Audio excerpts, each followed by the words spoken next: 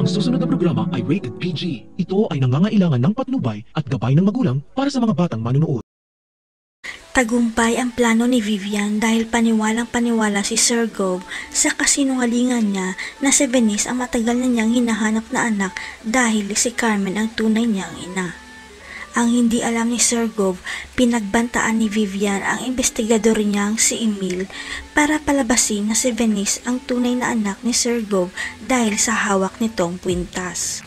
Parang ayaw pa maniwala ni Sir Gove na anak niya si Venice, pero dahil sa kwintas at sa kwento ni Vivian tungkol kay Carmen ay napaniwala siya kahit wala pang DNA test. Pero kung magpa-DNA test man si Sir Gove, yun ay napaghandaan na ni Vivian dahil fake DNA test result ang ipapakita niya para hindi na magduda si Sir Gove kay Venice.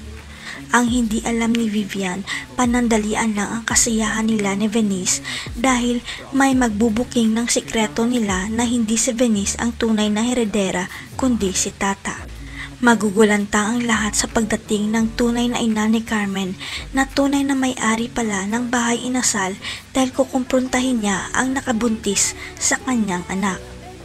Hindi makapaniwala ang mga Palma lalo na si Lola Sweet nang magpakilala sa kanila ang nanay ni Carmen at hawak niya ang ebidensya na hindi si Venice ang totoong anak.